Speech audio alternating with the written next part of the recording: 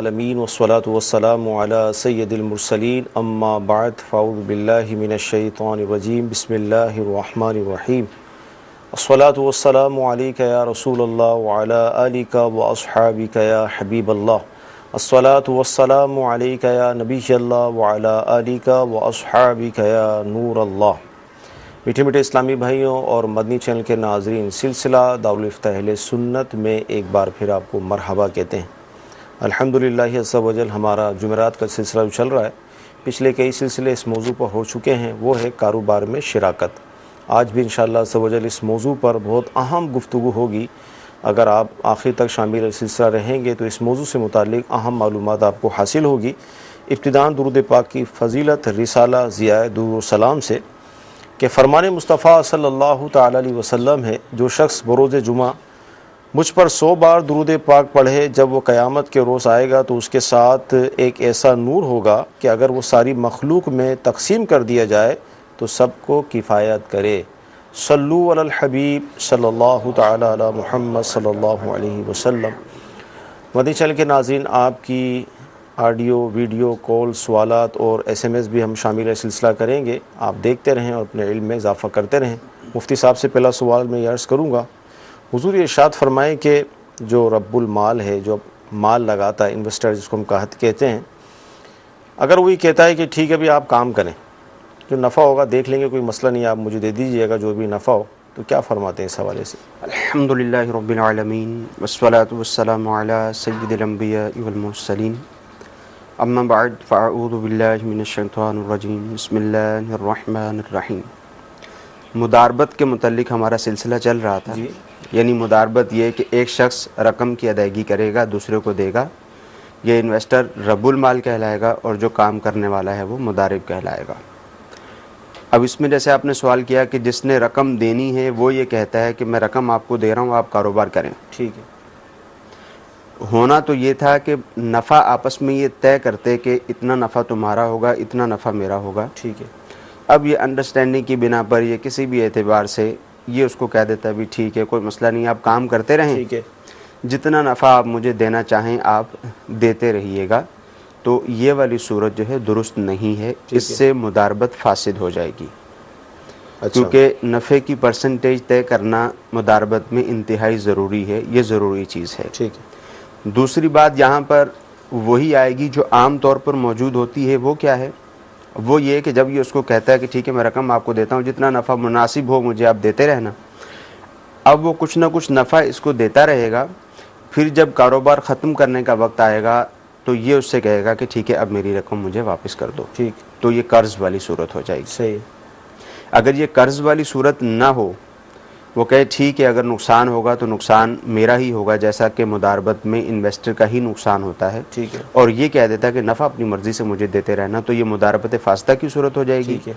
और ये इनका तरीक़ाकार गलत हो जाएगा। और अगर दूसरी सूरत हो कि रकम ये कहेगा कि ठीक है रकम मेरी मुझे वापस मिलनी चाहिए, तो इस सूरत में जो रकम इसने कहा था मुझे वापस मिलेगी, गोया कि इसने उसको कर्ज़ दिया है, तो जितना भी नफ़ा इसने वसूल किया होगा वो सूद के ज़ुमरा में आएगा। अच्छा, अब जैसे मिसाल के तौर पे जो सूरत आपने बयान की, जो सवाल मैंने आपसे किया, ऐसा हो गया, यानी उसने ये अल्फाज अदा किए तो सारा सिलसिला हो गया, तो अब नफ़े की सूरत में यानी रब्बुल माल को क्या मिलेगा और उसने जो काम किया उसको उजरत की सूरत में क्या मिलेगा? इसकी कोई कंडीशन अगर बयान? दो ही सूरतें उसमें बयान हुई, दोनों ही सूरतों का अलग अलग हुक्म होगा। ठीक है। अगर तो मुदारबत ही तय हुई थी, नुकसान इन्वेस्टर का ही होना था और उसने इस तरह की गुफ्तगू कर दी, तो अब जितना भी नफ़ा हुआ है सारे का सारा नफ़ा होगा इन्वेस्टर का। ठीक है। यानी जिसने रकम लगाई है टोटल नफ़ा उसका होगा। ठीक है।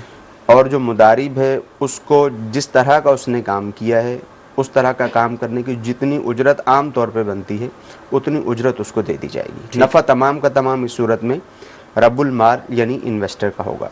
और अगर दूसरी सूरत हो कि पैसे दे दिए हैं, वो नफ़ा इसको देता रहा, एक वक्त आएगा कि ये अपनी रकम का मुतालबा करेगा, नुकसान हो या कुछ भी हो वो टोटल रकम इसकी उसको वापस कर देगा, तो वो सूद के ज़ुमरा में आएगा। इस पे ये लाजिम होगा जो रकम ले चुका है, मंथली कुछ ना कुछ लेता रहा है, जितनी भी रकम ली है इस पे लाजिम होगा कि ये इसको सदका कर दे या उसी शख्स को यानी मुदारिब को वापस कर दे। अच्छा, बाज़ औक़ात ऐसा होता है कि जो जैसे भाई हैं, बहनें हैं, करीबी रिश्तेदार हैं, वो भी इस तरह पैसे देते हैं और ज़ाहिर रिश्तेदारी की वजह से वो कहते हैं भाई आप काम करें, कोई मसला नहीं, नफ़ा वगैरह देख लेंगे, तो अब क्या इस हवाले से फरमाएं? देखिए, इब्तिदान तो वो यही कहते हैं कि नफ़ा वगैरह देख लेंगे, मगर फिर जब कोई कमी बेशी होती है ना, अब जो शख्स काम करने वाला है वो ये समझता है कि मैं काम कर रहा हूँ, सही, मुझे ज़्यादा मिलना चाहिए, अब वो काम करता रहता है, कुछ ना कुछ इनको देता रहता है। सही, अब एक वक्त ऐसा आता है कि जब ये देखते हैं इसको तो बहुत ज़्यादा नफ़ा हो रहा है, सही, और हमें तो ये बहुत मामूली दे रहा है, ठीक है, तो ये तरीक़ाकार गलत होगा, क्योंकि ये नज़ा की तरफ ले जाने वाला है, झगड़े की तरफ ले जाने वाला है। और अगरचे रिश्तेदार हो, बहन हो, भाई हो, कोई भी हो, कारोबार का जो सही तरीक़ाकार है, उसकी जो शराइत व ज़वाबित हैं, उसके मुताबिक ही कारोबार किया जाएगा। ठीक है। मदनी चैनल के नाज़रीन, मुदारबत के हवाले से हमारा ये मौजू है, यानी कारोबार में शिराकत की मुख्तलिफ़ सूरतें होती हैं, उसमें से एक सूरत मुदारबत भी है जिस पर हमारा मौजू चल रहा है, उससे मुताल्लिक़ गुफ्तगू हो रही है। इंशाअल्लाह अज़्ज़ व जल मज़ीद हम सवालत करेंगे। आइए आपकी कॉल्स को हम शामिल सिलसिला करते हैं। रियाज खालिद कादरी अत्तारी लाहौर से बात कर रहा हूँ। मेरा सवाल ये है, मैं कुछ लिखना चाह रहा था आका अलैहिस्सलाम की सीरत मुबारक पर, उसके बारे में जानना चाह रहा हूँ कि कुछ रहनुमाई फरमा दें कि दुरुस्त है या नहीं है। सुभान अल्लाह, सरकार की सीरत पर कुछ लिखना चाह रहे हैं, बहुत नाजुक है ये मौजू, क्या फरमाते हैं? मौजू नाजुक है और इनका जज्बा भी मरहबा है, जी जी, मगर ये बात जहन में रहे कि आप किसी भी शोबे में, अगर वो लिखाई का शोबा है, मुसन्निफ़ का शोबा है, अगर आप कुछ तहरीर करना चाहते हैं जी जी, तो उसके बारे में आपको मालूमात भी होनी चाहिए। सही, और बिलखुसूस जिस तरह का नाजुक मामला होगा उसी तरह का नाजुक उसका मामला होगा, यानी उसको लिखने के एतबार से। ठीक है, हुज़ूर अलैहिस्सलातु वस्सलाम की सीरत के ऊपर तहरीर करना है तो ये बहुत ही नाजुक मामला जी है। जी, अब सतही मालूमात नहीं होनी चाहिए। इंसान कुछ भी लिखने के लिए जाए, सही, अगर वो सतही मालूमात की बिना पर लिख देगा, इससे सुना था, उससे सुना था, बाज़ार से 4 किताबें ख़रीदी, सही है, मालूम नहीं है वो मोतबर और मुस्तनद हैं या नहीं हैं, वो किताबें उठाई, उनको पढ़ा, उनको अच्छी तरह से गौर व फ़िक्र से देखा और उनमें से कुछ कुछ उठा के इन्होंने लिख दिया और साहिब मुसन्निफ़ बन गए, तो ये तरीक़ाकार बिल्कुल भी दुरुस्त नहीं है। कोई भी मौजू हो, जब आप उसमें लिखने के लिए जाएंगे तो ज़रूरी ये है कि आपको उसकी गहराई तक मालूमात हों। सही, और दीन इस्लाम के मुतल्लिक़ आप कभी भी कुछ भी लिखने के लिए जाएंगे तो दीन इस्लाम के मुतल्लिक़ मालूमात होनी चाहिए। और ये जो काम है सीरत के मुतल्लिक़ लिखना, तफसीर के मुतल्लिक़ लिखना या हदीस की शुरूहात वगैरह लिखना, ये उलमाए दीन का काम है, आम लोगों का ये काम नहीं है। आम लोगों को ऐसा करना भी नहीं चाहिए। सही, करने तो जाते हैं, वो हो सकता है जज्बे की बिना पर ही करने के लिए जा रहे हों, कोई रियाकारी ना हो, कोई इसी तरह की बात ना हो, मगर इसके बावजूद जब यूँ लिखने के लिए जाएंगे, इल्म मौजूद नहीं होगा तो ख़ता खाएंगे और बाज़ औक़ात अपने दीन के एतबार से बहुत बड़ा नुकसान भी कर बैठेंगे। ठीक है, यानी इनको हम ये कह सकते हैं कि बाकायदा दरस निज़ामी आलिम कोर्स, वो भी काबिलियत के साथ और प्रॉपर आपने किया हुआ हो, ये ज़रूरी है। और मज़ीद इससे आगे भी मालूमात बिल्कुल ये ज़रूरी है। ज़रूरी, अगर आपको सीरत पर लिखना है, अगर आपको कुरान मजीद फ़ुरक़ान हमीद की तफसीर लिखनी है या आपको अहादीस तय्यबा की शुरूआत लिखनी है, तो आप एम.ए. इस्लामियात कर लेते हैं, ये कोई भी दुनियावी तौर पर इस्लामियत की डिग्री हासिल कर लेते हैं, वो क़त्अन नाकाफ़ी है। ठीक है, वो क़त्अन नाकाफ़ी है। हाँ, जब आप ऐसे ही लोगों के बीच में बैठ के गुफ्तगू करेंगे तो आप समझेंगे कि मेरे पास बहुत ज़्यादा इल्म है। ठीक है, मगर जब वही गुफ्तगू आप उलमा के साथ आकर बैठ कर करेंगे पता चलेगा तो फिर आपको पता चलेगा कि इल्म की एंड तक भी नहीं पहुँचे हैं। सही, तो ये तरीक़ाकार बिल्कुल गलत है। जो जिसका काम है उसी को करने दिया जाए। जी जी, मज़ीद कॉल। मेरा आपसे एक सवाल है, जो आप इशारा फरमा दें कि क्या फ़र्ज़ों की तीसरी या चौथी रकत में किसी सूरत को गलती से मिला दिया जाए तो क्या फिर भी सजदा साफ वाजिब हो जाता है? अच्छा, ये सवालात आते रहते हैं, ये क्या है, क्या ये काफ़ी ऊपर से चल रहा है ये, कि मतलब तीसरी चौथी रकत के अंदर कुछ पढ़ लिया तो गलती हो जाएगी? कन्फ्यूजन ज़्यादा लगती है आवाम में ये। देखिए, जब नमाज़ों के मुतालिक बताया जाता है कि फ़र्ज़ नमाज पढ़नी है, जी जी, तो कौन कौन सी रकत में क्या क्या पढ़ना है, वाजिब पढ़नी है तो क्या क्या पढ़ना है, सुन्नत मुअक्कदा गैर मुअक्कदा में क्या क्या पढ़ना है, तो जब इस तरह के मसाइल बताए जाते हैं तो लोगों को गलत फहमी हो जाती है। सही, उमूमी तौर पर जो मसला बयान किया जाता है वो यही मसला है कि फ़र्ज़ की पहली और दूसरी रकात जो है, इसमें सूरह फातिहा भी पढ़ेंगे, उसके साथ सूरत भी मिलाएंगे। सही, और तीसरी चौथी रकात के अंदर किराअत करना ज़रूरी नहीं है। तो वो ज़रूरी नहीं है, अगर कोई शख्स किरात कर लेता है तो फिर वो समझता है कि जब ये ज़रूरी नहीं था और मसला भी बयान हुआ था तो वो ये समझता है कि शायद मुझसे गलती हो गई है। हालांकि अगर कोई शख्स तन्हा फ़राइज़ की अदायगी करता है, ठीक, तो उसके लिए अफजल ये है कि फ़र्ज़ की तीसरी और चौथी रकत में सूरह फातिहा भी पढ़े और उसके साथ साथ कोई सूरत भी मिला दे। सही, ठीक। तो सजदा साहब वगैरह लाजिम नहीं होगा, भूल कर पढ़े या जानबूझ कर पढ़े, दोनों ही सूरतों में सजदा साहब लाजिम नहीं होगा। ठीक, वीडियो सवाल लेंगे हम। मेरा सवाल ये है, मुफ्ती साहब से, इमाम नमाज पढ़ रहा है, मुक्तदी एक है, किस तरह जमात कराई जाए? अस्सलाम वालेकुम रहमतुल्लाहि व बरकातुहू। वालेकुम अस्सलाम व रहमतुल्लाहि व बरकातुहू। एक ही मुक्तदी है और जमात से नमाज पढ़ना चाह रहे हैं। इसका तरीक़ाकार ये है कि दोनों बिल्कुल बराबर खड़े होंगे, ठीक है, दोनों के पाँव बिल्कुल बराबर होंगे, इमाम उल्टी साइड पे खड़ा होगा और मुक्तदी उसकी सीधी साइड पे खड़ा होगा, बिल्कुल बराबर खड़े होंगे। हमारे यहाँ ये मसला मशहूर है कि मुक्तदी थोड़ा सा पीछे हट के खड़ा होगा, ये मसला दुरुस्त नहीं है। ठीक, जब दो ही होंगे, एक इमाम है दूसरा मुक्तदी है, तो ये बिल्कुल साथ साथ खड़े होंगे, यही तरीक़ाकार है। ठीक है। हाँ, अगर तीसरा भी इनके साथ शामिल हो जाता है तो फिर तरीक़ाकार ये है कि या तो जो मुक्तदी पहले से मौजूद है वो पीछे आ जाए या इमाम आगे चले जाए और इमाम और मुक्तदियों के दरमियान जो एक सफ़ का या सजदे की जगह का जो फासला होता है, जो वाजिब भी है और उसका तर्क मकरूह तहरीमी है, फिर इन पे लाजिम होगा कि ये करें। ठीक जी, अगला वीडियो सवाल। मैं मुफ्ती साहब से ये सवाल पूछना चाहूँगा कि मैं पकवान पे जॉब करता हूँ और कपड़ों गंदे हो जाते हैं, मैले हो जाते हैं, इन कपड़ों में नमाज हो सकती है? अच्छा, जैसे ये पकवान वाले, इनके कपड़े तो ज़ाहिर है वो बिरयानी की, कौरमे की, इस तरह की खुशबू आ रही होती हैं। इसके अलावा जो मैकेनिक वगैरह होते हैं, मोटरसाइकिल इस तरह के, ये भी आते हैं मस्जिदों में, इनका जज्बा मरहबा नमाज़ पढ़ने के लिए, लेकिन कपड़ों की कंडीशन बड़ी कराहियत तो होती है। जी, बेशक ऐसी सूरत हाल होती है। दौरान काम जब ये अपने काम पर मौजूद होते हैं, चाहे वो किचन वाला हो या कोई भी काम करने वाला हो, अगर इनको किसी शख्स के पास जाना पड़ जाए, किसी से मुलाकात करनी हो और इनको पता है कि वो महज़्ज़ब आदमी है, वहाँ ये साफ़ सुथरे होकर कपड़े तब्दील कर कर ही जाएंगे। सही। तो जब नमाज के लिए जाना है तो वहाँ पर भी इस सूरत को इख्तियार किया जा सकता है। ठीक है। बस ये है कि थोड़ी सुस्ती होती है। अब ये सोचते हैं और बहुत दफ़ा तो ऐसा होता है कि ये समझते हैं कि हमारे कपड़े गंदे हैं, लिहाजा हम नमाज की अदायगी ही नहीं कर सकते। तो उलमा ने इसको कराहत तंज़ीही पर ही महमूल किया है।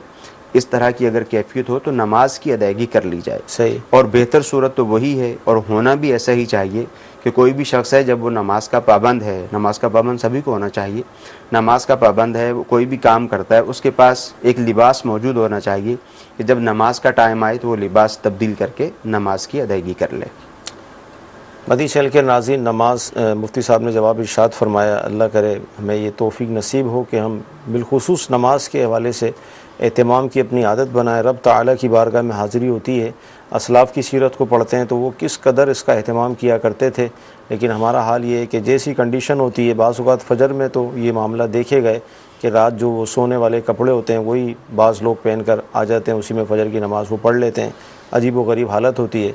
तो सोचना चाहिए कि किस रब की बारगाह में हमारी हाज़िरी है और मामला क्या है। खैर, इंशाअल्लाह इस सिलसिले देखते रहेंगे। नेकी की दावत हम पेश कर रहे हैं, उम्मीद है कोई तो कबूल करेगा और इंशाअल्लाह अमल भी करेगा।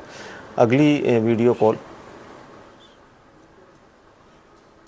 कंपनी से गाड़ी ली थी, वो गाड़ी मुझसे छिन गई है, वो इंश्योरेंस थी, अब उस कंपनी से मैं इंश्योर्ड क्लेम कर सकता हूँ नहीं कर सकता, वो मेरे लिए जायज़ है या नहीं? जी हुजूर, क्या फरमाते हैं?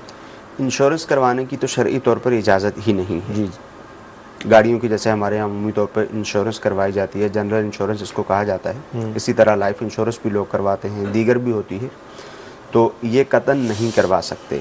अब इन्होंने करवा ली है तो इन पे लाजिम है कि ये उसको ख़त्म करवाएं।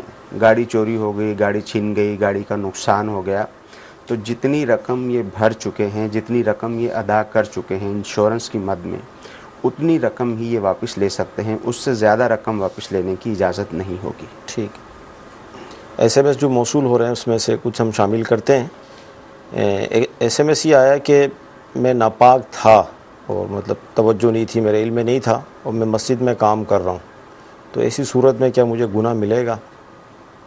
मस्जिद में काम कर, मज़दूर वगैरह होते हैं। जी, देखिए, मालूम ही नहीं था, जी जी, कतई तौर पर पता ही नहीं था कि नापाकी की सूरत पैदा हो चुकी है और ये अपने तौर पर मस्जिद में दाखिल हुआ है, तो ये यही गुमान था इसका कि मैं पाक हूँ, तो ऐसी सूरत में ज़ाहिर है ये गुनाहगार नहीं होगा। मगर जो ही पता चला है तो ये मस्जिद से बाहर चला जाएगा, पाकी वगैरह हासिल करके फिर जो भी कामकाज कर रहा है वहाँ पर वो कामकाज करेगा। अगर नामहरम किसी इस्लामी बहन को सलाम करे तो क्या इस्लामी बहन इसका जवाब दे? जवाब देने की इजाज़त है, मगर इतनी आवाज़ से देगी कि नामहरम तक आवाज़ न पहुँचे। ठीक है, मज़ीद कॉल लेंगे हम। अब्दुल कलाम ही अर्ज कर रहे हैं कि अगर इमाम साहब अत्तहियात में बैठे हुए हैं, उनका पैर का उंगली जो है किबला की रुख नहीं है, तो नमाज हो जाएगी कि नहीं? अत्तहियात में किबले की तरफ पैर की उंगली, देखिए जो बैठने का तरीक़ाकार है नमाज में, जी जी, वो यही तरीक़ाकार है कि उल्टा पाँव बिछाकर उसके ऊपर बैठा जाता है, जी जी, और सीधा पाँव यूँ खड़ा करते हैं कि उसकी उंगलियां मुड़कर किबला रुख हो जाती हैं। ये सुन्नत तरीक़ाकार है। ठीक है, सुन्नत ये है, सुन्नत के मुताबिक जो बैठेगा वो इसी तरह से बैठेगा। सही। हाँ, अगर कोई उंगली पीछे निकली हुई है या किसी शख्स ने पूरा पाँव ही फैला दिया या सारी उंगलियां ही पीछे निकाल दी, तो ऐसी सूरत में नमाज पे कुछ फ़र्क नहीं पड़ेगा, यानी नमाज हो जाएगी। ठीक है। मदनी चैनल के नाज़रीन, मौजूद चल रहा है कारोबार में शिराकत और बिलखुसूस मुदारबत पर हम गुफ्तगू कर रहे हैं। अच्छा हुज़ूर, ये इरशाद फरमाएं कि मुदारबत में नुकसान रब्बुल माल का होता है, जो अपना माल लगाता है कारोबार में। अगर दोनों चाहें कि नुकसान में भी बराबर हो, नफ़े में भी, तो क्या ये सूरत बनेगी इसमें? हाँ, इसमें ये सूरत इख्तियार की जा सकती है। अच्छा, मगर जब ये सूरत इख्तियार करेंगे तो ये मुदारबत नहीं रहेगी, बल्कि ये शराकत हो जाएगी। अच्छा, तरीक़ाकार उसका ये होगा कि एक शख्स दूसरे को 10 लाख रुपए देना चाहता है। ठीक है। अब इसको मालूम है कि अगर मैं बतौर मुदारिब इसको 10 लाख रुपए दूंगा, वो काम करता रहेगा, अगर नुकसान हुआ, ठीक है, तो सारे का सारा नुकसान मेरा है। ठीक ये चाहता है कि नुकसान में भी सामने वाला शरीक हो जाए। तो अब तरीक़ाकार ये है कि 10 लाख रुपए में से 5 लाख रुपए ये सामने वाले को कर्ज दे दे। ठीक है। इससे फ़ायदा क्या होगा? 5 लाख रुपए जो इसने कर्ज दिया वो पैसे इसके महफूज हो गए। ठीक है। वो तो कर्ज दे दिया ना, कर्ज जिसको दिया है वो तो इसको वापस करेगा। ठीक है। अब 5 लाख रुपए इसने उसको दे दिया, 5 लाख रुपया ये अपनी तरफ से मिला दे। अब ये दोनों मिलकर शिरकत पर काम कर सकते हैं। ठीक। जब दोनों के पैसे बराबर लगे हुए हैं तो अब ये नफ़ा और नुकसान दोनों बराबर बराबर रख सकते हैं। ठीक। तो ये मुदारबत नहीं रहेगी, अब ये शिरकत हो जाएगी इन दोनों के दरमियान। अच्छा, अगर रकम देने वाला ये चाहे कि मेरा नुकसान सिर्फ 5% हो, और यानी कम से कम हो, और नफ़ा आधा आधा हो, और जिसको रकम दी गई उस बात पर राज़ी भी हो, तो क्या ये सूरत बनेगी? ये सूरत भी इसको पहले तो मुदारबत से निकाल के शिरकत में लेकर जाएंगे। ठीक है। और जो पहली सूरत मैंने बयान की कि 10 लाख रुपए देना चाहता है, 5 लाख रुपए सामने वाले को कर्ज दे दे। ठीक है। अब क्या करेगा? 10 लाख रुपए से कारोबार शुरू करना चाह रहा है, तो अब ये 10 लाख रुपए में से 9.5 लाख रुपए सामने वाले को कर्ज दे दे। अब ये आपस में मिलके काम करें। अव्वलन यही तय हो कि दोनों ही काम करेंगे। सही। ये ज़रूरी है, ये तय हो कि दोनों काम करेंगे। ठीक है। अब बाद में जिसने पैसे दिए हैं वो काम नहीं भी करता तो कोई हर्ज वाक़ई नहीं होगा। ठीक है। अब नफ़ा ये आपस में तय कर लें कि ठीक है, नफ़ा दोनों का बराबर होगा। अब अगर इस सूरत में नुकसान होगा तो जैसा कि शराकत में हमने बताया था कि जब शराकत बिल माल होगी तो नुकसान माल के एतबार से होगा। ठीक है। अब इसने 9.5 लाख रुपया सामने वाले को कर्ज दिया था।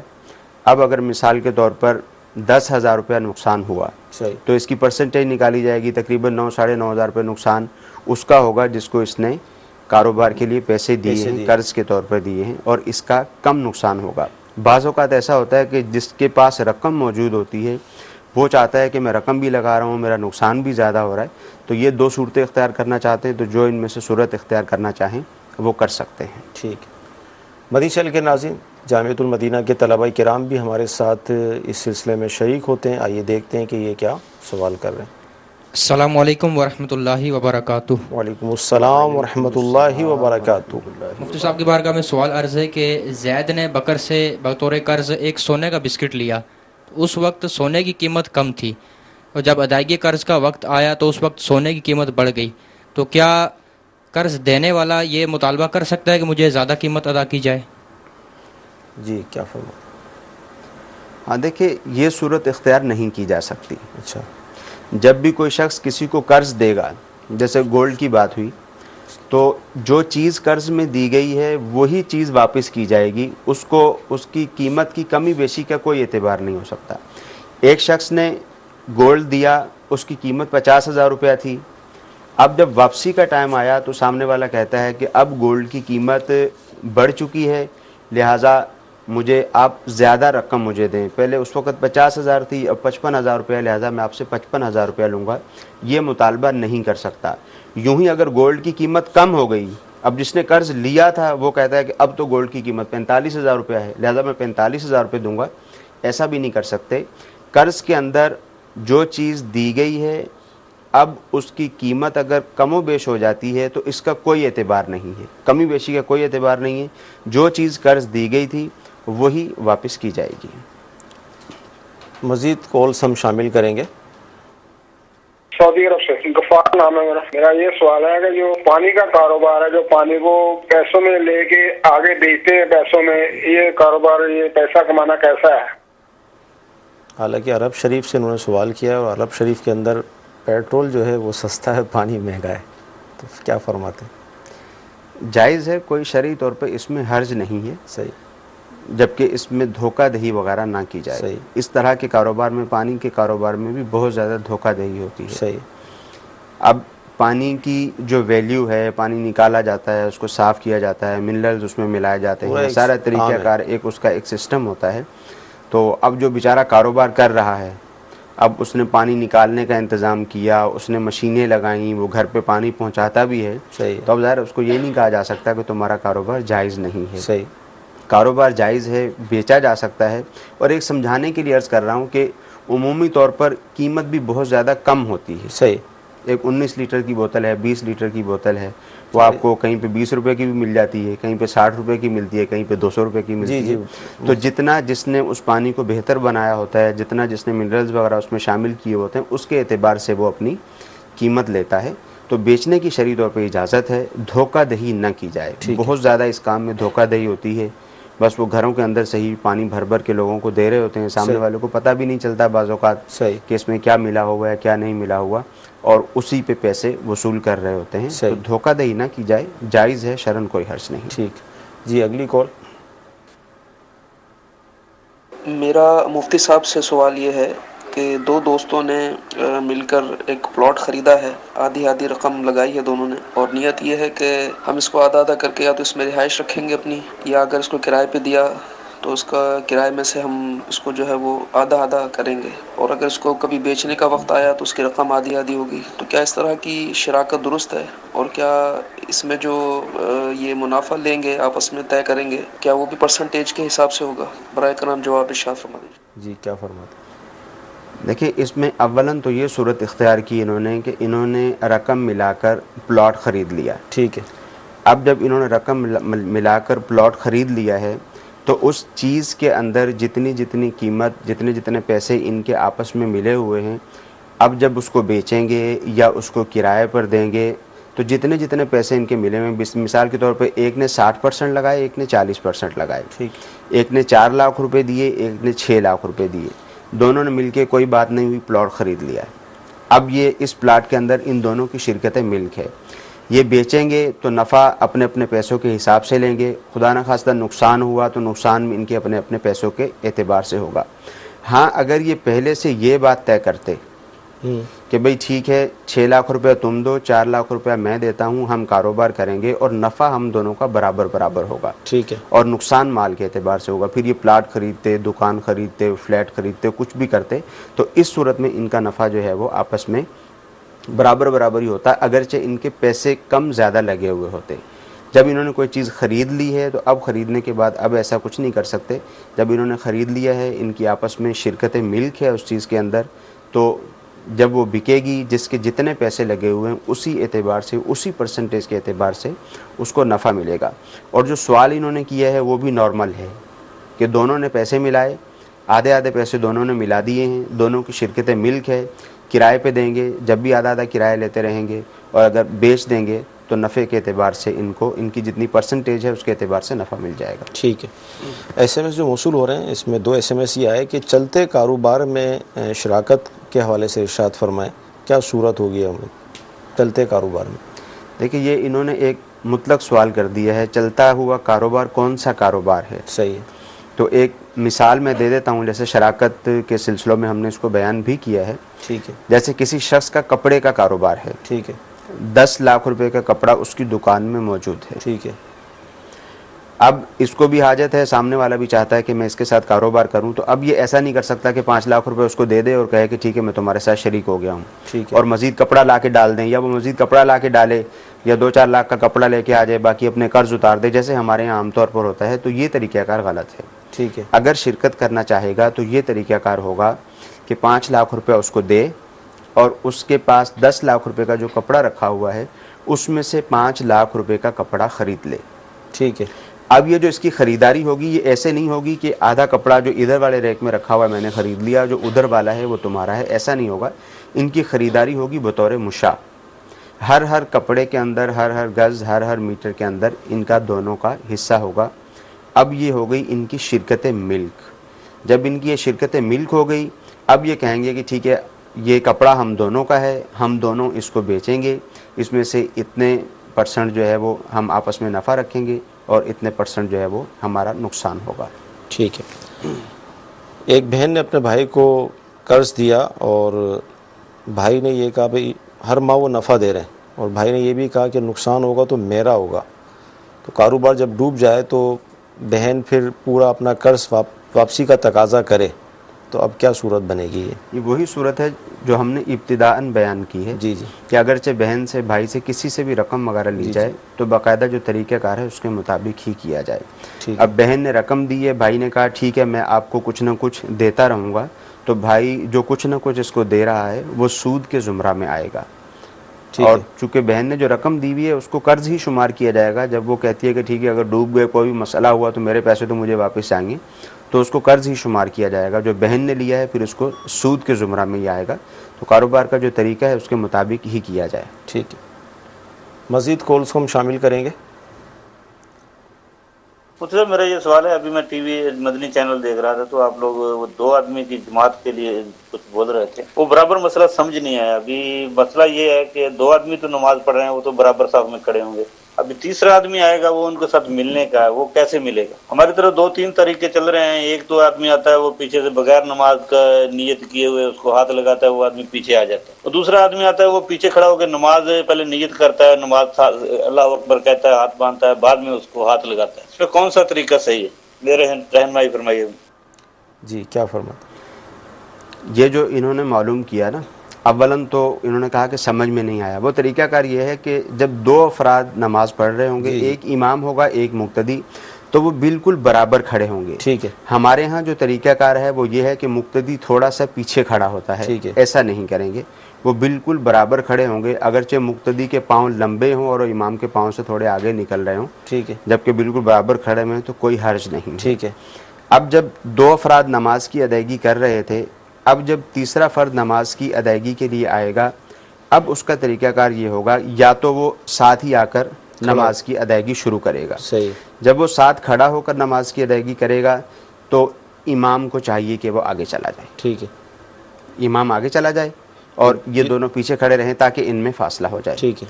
अगर ऐसी सूरत हाल ना हो, मुक्तदी समझदार है, उसको मालूम है, तो अब ये अव्वलन नियत नहीं करेगा, उसको मसाइल मालूम नहीं होते। सही। अब अगर ये उसको खींच के लाएगा या कुछ इस तरह का अमल करेगा, उसको सामने वाले को मसला नहीं मालूम तो वो इससे लड़ पड़ेगा। सही। अब तरीक़ाकार ये होगा कि उसकी कमर पर हल्का सा थपथपाकर पीछे जाके खड़ा होकर नमाज की इब्तिदा कर देगा। अब इस पे लाजिम होगा कि ये पीछे आ जाए। ठीक। अच्छा, क्या मिसाल के तौर पर ये तरीका आपने जो इरशाद फरमाई है तो ज़ाहिर ऐसा करना चाहिए, ये हुआ लेकिन अमल नहीं हुआ, यानी ना वो पीछे आया ना इमाम साहब आगे गए, ये उसके बराबर में आकर खड़ा हो गया, तो नमाज तो नमाज हो जाएगी। इस सूरत में कराहत तहरीमी है, जैसा मैंने पहले भी बयान किया था कि जब नमाजी जो है वो एक नमाजी है वो तो साथ ही खड़ा होगा। सही है। ज़्यादा नमाजी होंगे तो इमाम और मुक्तदियों के दरमियान एक सफ़ का फासला होना ज़रूरी है, वरना ये कराहत तहरीमी में आएगा। ठीक जी। अगली कॉल। बाबुल मदीना कराची से अबू माजिद अत्तारी अर्ज कर रहा हूँ। दारुल इफ्ता अहले सुन्नत में मेरा सवाल ये है कि अगर बालिगों और नाबालिगों कि नमाज जनाजा इज्तिमाई तौर पर अदा की जाए तो नमाज जनाजा में कौन सी वाली दुआ पढ़ी जाएगी, बालिग वाली या फिर दोनों दुआएं पढ़ेंगे? शरई रहनुमाई फरमा दीजिए। और दूसरा सवाल ये है कि मर्द का ससुराल क्या उसके लिए वतन असली है? अगर किसी का ससुराल शरई मुसाफत पर हो और वो 15 दिन से कम वक्त के लिए ससुराल जाए तो वो नमाज कसर करेगा या फिर पूरी अदा करेगा? जी, क्या फरमाते हैं जनाजे में बालिग नाबालिग? जी, पहले सवाल का जवाब तो ये है कि जो बालिग हैं उन्हीं की दुआ जो है वो पढ़ी जाएगी। ठीक है। और दूसरे सवाल का जवाब ये है कि जो सफ़र के हवाले से इन्होंने मालूम किया है तो इसके लिए इसका ससुराल जो है वो वतन असली इसका नहीं है। ठीक है। ये जाएगा वो मुद्दत सफ़र पर, अगर इसका ससुराल है, ठीक है, तो अगर 15 दिन या उससे ज़्यादा के लिए जाएगा तो ये वहाँ पे मुकीम कहलाएगा। 15 दिन से कम अगर जाएगा तो मुसाफिर कहलाएगा, कसर नमाज पढ़ेगा। ठीक है। अच्छा, मुदारबत पे हमारा मौजूद चल रहा है और हम इस पर काफ़ी गुफ्तगू हमारी चल रही है। बाज़ औक़ात ऐसा होता है कि शहर में, इलाके में इस तरह की जगह होती हैं कि जो मतलब ख़तरनाक होती हैं, वहाँ पर चोरी डकैती इस तरह के मामलात होते हैं। अब उसको समझाया भी गया, जिसको हमने माल दिया कि आप यहाँ से मत गुजरिएगा, एहतियात कीजिएगा, अब फिर भी वो वहीं से गया और इत्तेफाक हुआ कि हो गया काम, छिन गया माल। अब क्या होगा? तो ऐसी सूरत में इसको तावान देना पड़ेगा। किसको? क्योंकि मालूम है मुदारिब को, जो काम करने वाला है, उसको कहा गया हो या ना कहा गया हो, असल चीज़ ये है कि इसको मुदारबत मुतलका में भी, यानी जिसमें कोई कैद ना भी लगाई गई हो, उसमें भी इसको इस बात की इजाज़त नहीं है कि जो जगह मारूफ़ है, मशहूर है कि यहाँ से जब भी कोई शख्स गुजरता है उसको लूट लिया जाता है, उससे माल छीन लिया जाता है, तो इसको वहाँ से जाने की कतई तौर पर इजाज़त नहीं है। रब्बुल माल ने इसको मना कर दिया, अब ये वहाँ से कतई नहीं जा सकता। अब अगर ये जाएगा, आम तौर पर तो जो मुदारिब है इसके हाथ में जो माल होता है ये इसके पास अमानत के तौर पर ही होता है। ठीक है। अब इसकी गलती के बगैर ज़ाया हो गया माल तो इस पर कोई तावान नहीं होता, मगर ये इसकी गलती शुमार होगी। इसको मालूम है कि यहाँ से लोग जाते ही नहीं हैं, गुजरते ही नहीं हैं, और अगर गुजरते भी हैं तो माल लेकर नहीं गुजरते कम से कम, ताकि हमारा माल न छिन जाए। सही। अब वहाँ से अगर जाएगा तो इसको तावान देना पड़ेगा। ठीक जी, अगली कॉल। काशिफ नदीम अत्तारी लीबिया के शहर अल-कुब्बा से अर्ज कर रहा हूँ। मुफ्ती साहब से मेरा ये सवाल है कि अगर मार्केट के अंदर एक रेट चल रहा है डॉलर खरीदने का 6,500, 6,500 देकर $1,000 मिलता है, ये मार्केट का रेट है, और अगर कोई फलां शख्स दूसरे शख्स को कहे, खरीदने वाले को, कि तुम जो लेना चाहता है उसे बोले कि तुम मुझे 7,500 का चेक दे दो और मैं तुम्हें $1,000 जो है वो कैश दे देता हूँ, क्योंकि डॉलर जो दिनार है यहाँ पर उसका चेक कैश करवाना बहुत ही मुश्किल होता है। तो बराए मदीना ये बता दीजिए कि ये बेहतर है, इस तरह दुरुस्त है या नहीं। और दूसरा एक और सवाल मुफ्ती साहब से मेरा है कि अगर कोई प्रदेश के अंदर, किसी मुल्क के अंदर कोई बंदा, कोई मजदूर हो, मेहनत मजदूरी जो करने आते हैं, कोई फौत हो जाए किसी सबब से, तो उसकी बॉडी के लिए जो लोग चंदा जमा करते हैं, उसमें अब वो बंदा सिर्फ मजदूरी करने वाला है, बज़ाहिर यही नजर आता है कि वो मुस्तहिक लगता है इस चीज, तो क्या उसको ज़कात के पैसे उस डेड बॉडी में जो शामिल हो रहे हैं वहाँ बंदा दे सकता है? बराए मदीना रहनुमाई कर दीजिए, जज़ाकल्लाहु खैरा। आमीन। जी, पहला सवाल जो इनका था वो करेंसी के लेन देन के बारे में। जी। जैसे हमारे यहाँ भी उमूमी तौर पर करेंसी का लेन देन होता है, जो लोगों में मारूफ है। एक बार जैसे नए नोट खरीदे जाते हैं पुराने नोटों के बदले में, जी, तो 1000 रुपये की जगह पर 1100 रुपये दिए जाते हैं, और इसी तरह दीगर जो करेंसी वगैरह हैं उनका भी कारोबार होता है। तो ये याद रहे कि करेंसी का कारोबार जब भी करेंगे तो उसमें कमी बेशी की तो इजाज़त है। सही। जैसे इन्होंने मिसाल दी है, डॉलर्स वगैरह की मिसाल दी है कि एक तरफ 6000 हैं, दूसरी तरफ 7,500 रुपये हैं। कमी बेशी की तो इजाज़त है, मगर हाथों हाथ ख़रीदो फ़रोख्त होना ज़रूरी है। ठीक है। लिहाजा जो इन्होंने चेक की बात की है, तो चेक के ज़रिए से कब्ज़ा नहीं होता है, तो चेक के ज़रिए ये लेन देन नहीं कर सकेंगे। हाथों हाथ करेंसी उसके पास भी मौजूद है, इसके पास भी मौजूद है। इसने $6,000 उसको दे दिए, उसने $7,500 या दिनार, जो भी आपस में इनकी करेंसी है, ये अगर तबादला करना चाहेंगे तो कर सकेंगे, चेक के साथ नहीं कर सकेंगे। ठीक है। अच्छा, SMS जो हमें मौसूल हो रहे हैं इसमें ये है कि अगर किसी शख्स ने अपनी बीवी को 3 SMS किए तलाक के तलाक है तुम्हें 3, तो बीवी को 2 SMS मिले, तीसरा नहीं मिला, तो अब क्या हुक्म होगा?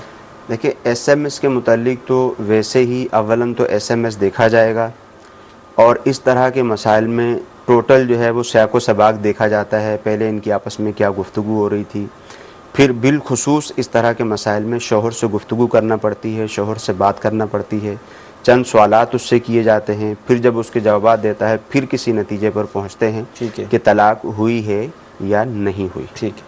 अच्छा, दूसरा सवाल उसमें यह था कि डेड बॉडी जो होती है उसके लिए चंदा करते हैं ताकि उसके मुल्क में जो है उसको भिजवा दिया जाए जी, तो उसमें क्या ज़कात का इस्तेमाल हो सकता है? देखिए उसमें तो ज़ाहिर है इसी चीज़ को मद्देनज़र रखा जाएगा, ठीक है, कि ज़कात का इस्तेमाल इस सूरत में होगा। ज़ाहिर है वो तो डेड बॉडी है ना, उसको तो ज़कात नहीं दी जा सकती। सही। तो इसका तरीक़ाकार ये होगा कि किसी शरई फ़कीर को ज़कात की अदायगी की जाएगी जो ज़कात का मुस्तहिक हो, फिर वो अपनी मर्ज़ी से उस डेड बॉडी को मुंतकिल करने के लिए जो भी अखराजात हो रहे हैं वो अखराजात उसके ऊपर कर देगा। डायरेक्ट ऐसा नहीं हो सकता कि उसकी तजहीज़ व तकफ़ीन में ज़कात लग सके, ऐसा नहीं हो सकता। ज़कात की अदायगी करेंगे तो किसी शरई फ़कीर को अव्वलन देने होंगे, वो अपनी मर्ज़ी से फिर डेड बॉडी के ऊपर अखराजात करे जो भी हों। ठीक है जी, अगली कॉल। मैं मोहम्मद नहीं बोल रहा हूँ कमानिया से।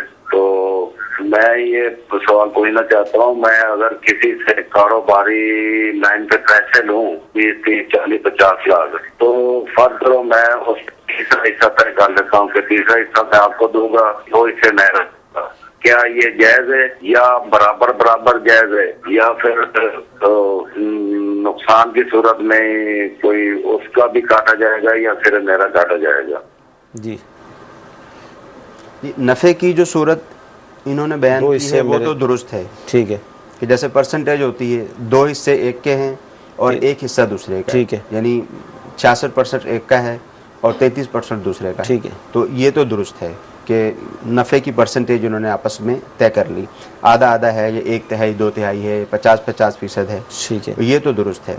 फिर जो दूसरी बात इन्होंने की है कि मैं पैसे लेता हूँ तो नुकसान की क्या सूरत होगी, तो नुकसान में अगर वही सूरत है कि सामने वाला फ़कत इनको पैसे दे रहा है तो वो इन्वेस्टर है, वो रब्बुल माल है और ये मुदारिब हैं। ठीक है, तो नुकसान अगर होगा, अव्वल तो 2 तरह का नुकसान होता है, एक तो नफ़े में नुकसान होता है, ठीक है, तो वो तो नफ़े से ही पूरा किया जाएगा। ठीक है, एक असल में हो गया, जैसे 40 लाख रुपया लगा था, अब वो 50 लाख रुपया हो गया और 50 लाख रुपया होने के बाद फिर वो 45 लाख रुपये पे आ गया, तो अब जो नुकसान हुआ है वो नफ़े में नुकसान हुआ है, तो उसी से पूरा किया जाएगा। ठीक है, अगर असल में नुकसान हो गया तो जिसने रकम दी है उसका नुकसान कहलाएगा। इसके लिए वही जो हमने तरीक़ाकार पहले भी बयान किया, दोबारा बयान कर देते हैं कि अगर ऐसा करना चाहें, जितनी रकम वो दे रहा है उससे आधी रकम ये कर्ज़ ले लें और आधी उसके पास रहेगी। अब ये दोनों आपस में शराकत कर लें, शिरकत कर लें कि आधी रकम उसकी तरफ से लग जाएगी, आधी इसकी तरफ से लग जाएगी, नफ़ा और नुकसान दोनों आपस में आधा आधा तय कर लें। ठीक है। अच्छा, कोई शख्स है जो ड्राइवर है, वो किसी से कहता है कि आप मुझे 3 लाख रुपए दे दें, मैं गाड़ी लूँगा, चलाऊँगा, आपको 10,000 रुपये महीना मिलता रहेगा। ये सूरत भी गलत होगी। सही, ये तरीक़ाकार दुरुस्त नहीं होगा। ठीक है, इसका जो दुरुस्त तरीक़ाकार है वो ये है कि सामने वाला 3 लाख रुपए की गाड़ी खुद ख़रीदे और इसको दे दे भी, ठीक है तुम गाड़ी चलाओ, ये 10,000 रुपये मंथली में आपका इससे किराया लूँगा। ठीक है। अच्छा, सगी भतीजी जो है वो क्या चचा के साथ उम्रे पर जा सकती है जबकि चची का इंतकाल हो गया हो तो? जी बिल्कुल, सगी भतीजी जा सकती है, ज़ाहिर है वो उसके भाई की बेटी है। सही, और ये महरम है, आपस में इनको जाने की इजाज़त है। मदनी चैनल के नाज़रीन, आज जुमेरात है और जुमेरात को मगरिब की नमाज के बाद दावत इस्लामी के तहत दुनिया भर में जहाँ जहाँ हमारी दावत इस्लामी है, इज्तिमात का सिलसिला होता है। मेरी आपसे मदनी इल्तिजा है कि आप जहाँ भी हों कोशिश करके इन इज्तिमात में शिरकत कीजिए। इंशाअल्लाह अज़्ज़ व जल इज्तिमा में शिरकत की बरकत से आपको इल्म दीन भी मिलेगा, नेकियों पर अमल का जज्बा मिलेगा। वहाँ पर अल्हम्दुलिल्लाह अज़्ज़ व जल दुआएँ होती हैं, अल्लाह ताला का ज़िक्र होता है, फिर मदनी हल्के भी लगते हैं और पूरी रात ये सिलसिला होता है। इशराक चाश पर फिर ये जुम्मे वाले दिन इज्तिमा इख्तिताम पजीर होता है। तो नियत कर लीजिए कि आप इज्तिमा में शिरकत करें। बिलफ़र्ज़ अगर आप किसी ऐसे मकाम पर हैं जहाँ कोई सूरत नहीं बन रही तो मदनी चैनल पर भी बराह रास्त ये इज्तिमा दिखाया जाता है। अल्लाह ताला की बारगाह में हम दुआ करते हैं कि अल्लाह ताला आज का हमारा ये सिलसिला अपनी बारगाह में कबूल फ़रमाए, जो हमने सुना है, जो सीखा है, उस पर अमल करने की तौफ़ीक़ अता फ़रमाए। अभी काफ़ी SMS भी बाकी हैं, यकीनन कॉल्स भी होंगी, लेकिन ज़ाहिर सिलसिले का एक वक्त होता है। अज़ान मगरिब का वक्त करीब है, तो आप अगर अज़ान सुने तो उसका जवाब दें। हर कलीमे पर 2 लाख नेकियाँ मिलती हैं। अल्लाह ताला कबूल फरमाए। सल्लु अलल हबीब सल्लल्लाहु ताला अला मुहम्मद सल्लल्लाहु अलैहि वसल्लम।